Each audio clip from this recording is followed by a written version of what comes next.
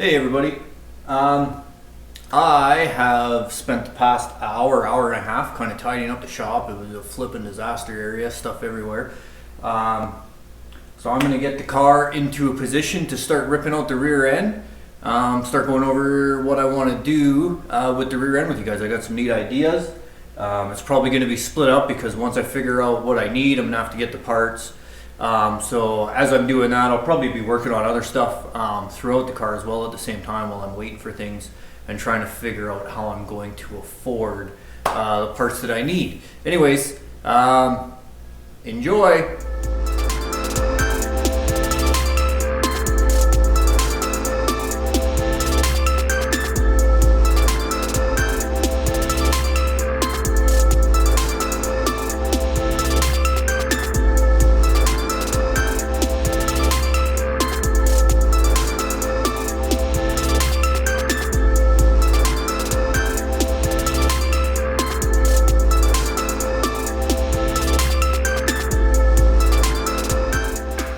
Alright, rear end is on the table.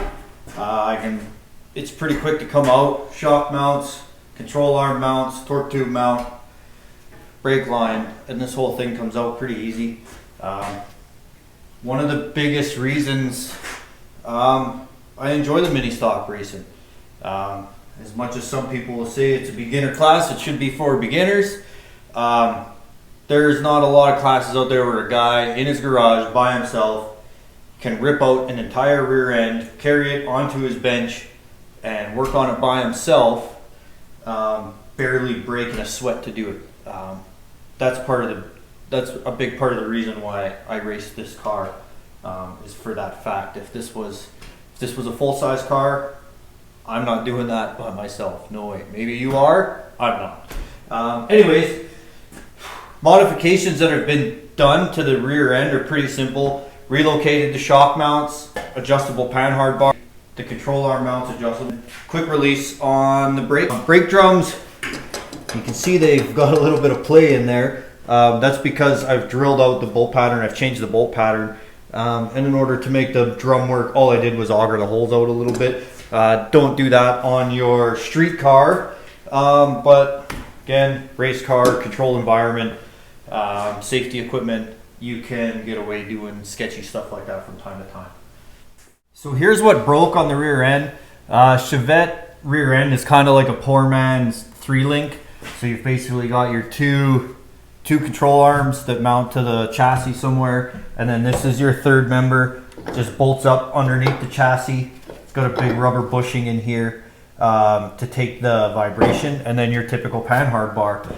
This isn't the first time I've had this happen on this car. Generally what happens is you get into a wreck, it breaks, and you drive around for the rest of the race as long as it lasts. What generally happens is you can feel it vibrating. I knew it was broken on the track, but you see how long it lasts. Sometimes it'll last the whole race, sometimes it'll only last half the race.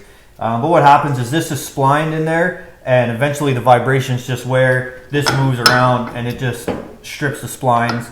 You can see as I rotate the shaft, you can hear it trying to spin. So it's actually spinning the shaft. I don't know if you can see the shaft spinning, but it's not spinning the gear. So we'll have to see. Hopefully the pinion's not wrecked, and it's just this shaft. If it is, we can replace this and away we go.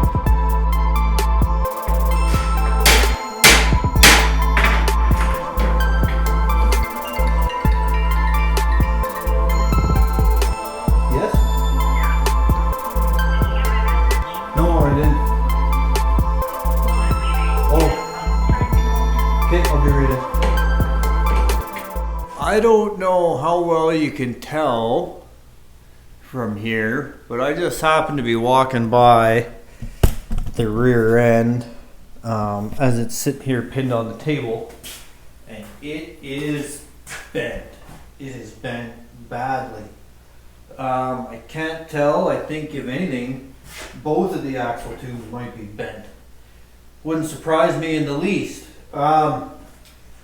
So I think what I'll do is pull a whole nother axle assembly from outside and just completely build a whole new rear end. More work than I was planning on doing, but that's what happens when you had the season I just had.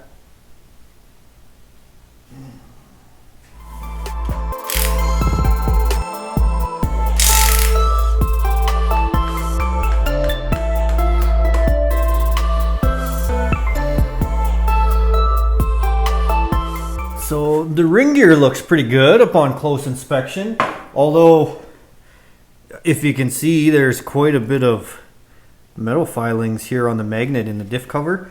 I have a feeling that the majority of that's going to be from where the torque tube mounts onto the pinion. But as for the ring gear itself, it still looks like it's in really good shape. You can see here where I welded up the spider gears. There's your poor man's LSD. With these GM style rear ends, you really need to be careful because you want that pin to be able to come in and out, because that's what holds the axles in place with the little circlips and stuff. So some guys will just load that up and weld the living crap out of it, weld the pin right to it, and then it's kind of one-time use. I've pulled the axles in and out of this thing a million times. Still works really well. So I'm going to try and keep this carrier all together and just put it in the new rear end. But this is all just MIG welded. I preheat it best I can with like a little propane torch, because that's what I got. But it's held up. This is going on. This is fifth or sixth season. I get where I can. I got a little bit inside there too. But that's all there is to this rear end. I like to try and keep the brakes together. It's just a little less work bleeding them. These ones are still in really good shape. So I can probably just put them on the next axle and save me from bleeding them. Or if you're ever servicing your axle and you need to get rid of this stuff, with the quick connect, the line stays free of air and you don't have to disconnect anything and then worry about trying to bleed them again.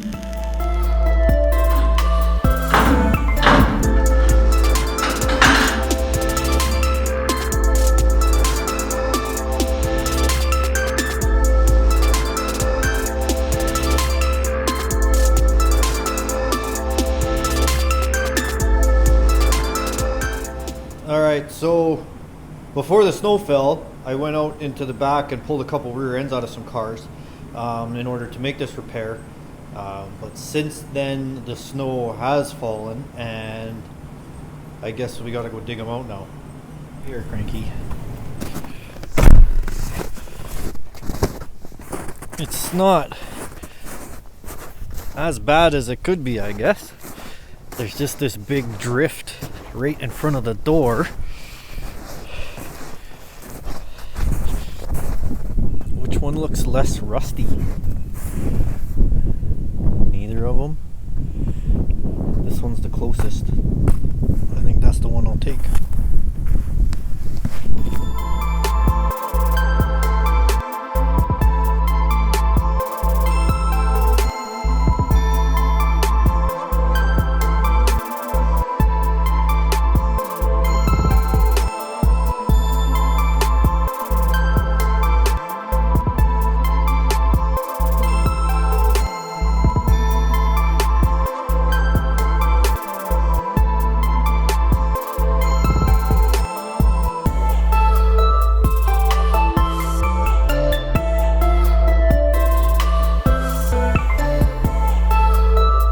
It's always fun to open up a diff cover on an old diff and see what's inside. Nothing exciting in this one. It's in pretty good shape.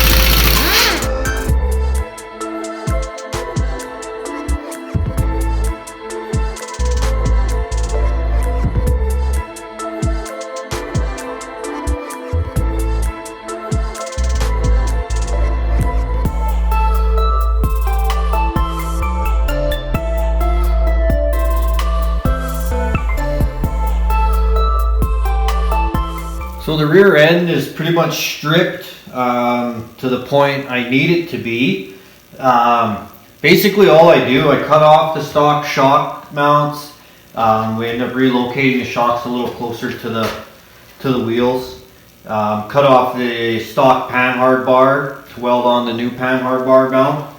And then figure out what I'm going to do for strengthening this to try and prevent it from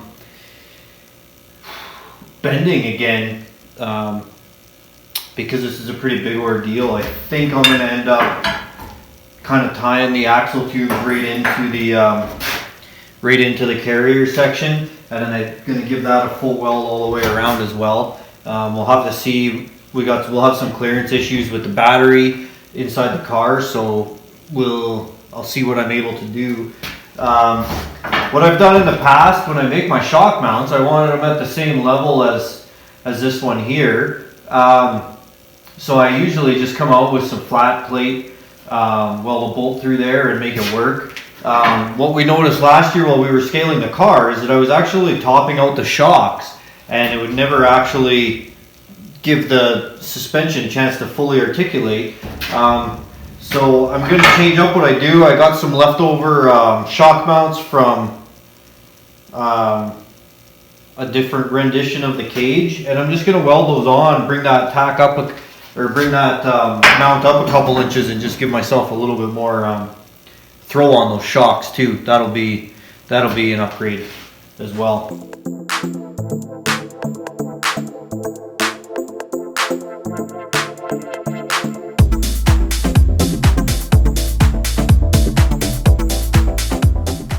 So I've done a little checking. It's not the most ideal or accurate way to check, but I just want to make sure that we're starting off with a square axle. So I've got just this piece of angle iron here. It's flat against the back of the carrier housing. I've got it as far one way as possible to keep it flat. Gives me exactly half an inch to the inside. I'll just slide it over to this side here. Same thing, as far as I can. Keep it flat. Got exactly half an inch there. So we're starting off with a square tube. I'm going to find a way to pin it to the table so it doesn't move to do the fab.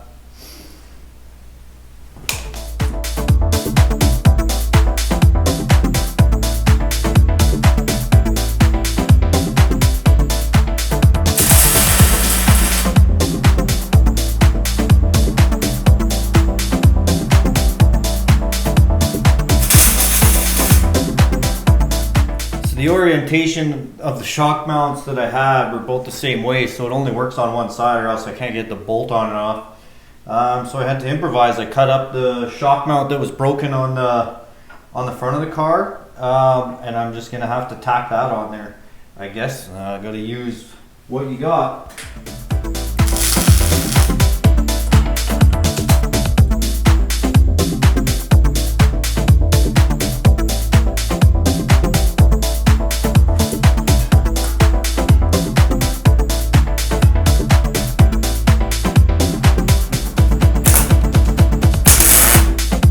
So the right way to do this would be to build myself some kind of jig, something that I could bolt maybe these flanges to and this front flange to, keep everything square and solid, and then weld it all up. This is the Chris way, a couple C-clamps.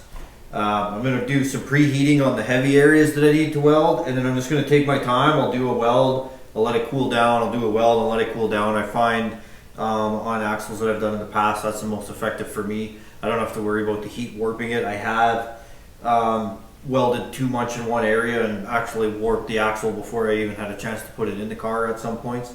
So it's a slow, tedious process, but next time you see it, it'll actually be done. And just like that, the fab work is done to the rear end. I guess I'll start reassembling it.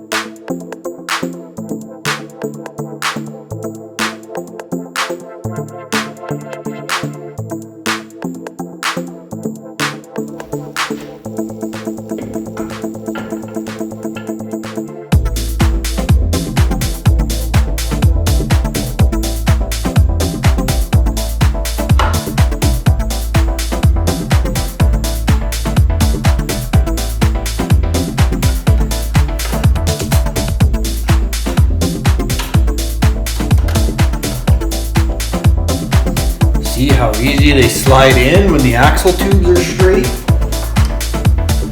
Wow.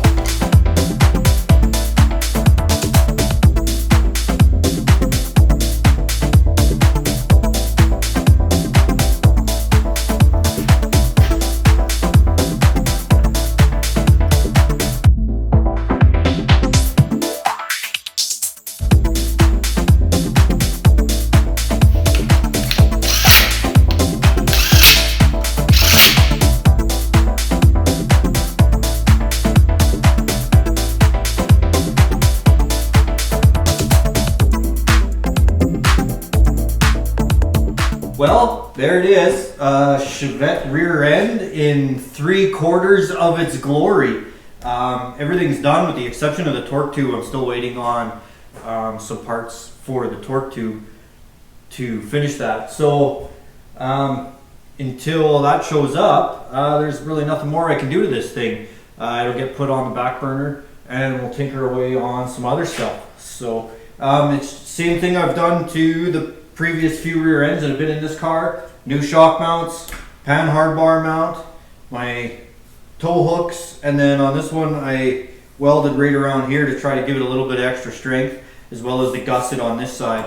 Until the car or the diff is in the car, I won't be able to do anything on this side. The battery sits right here, so once that's in there, and I'll figure out maybe I can do something on this side to help strengthen it up too. So I don't know what you're gonna see next until I get to it. It's just gonna be loose odds and ends, getting the car ready. I don't want to do the interior stuff till it's back on all 4 wheels. So anyways, keep posted and thanks for watching.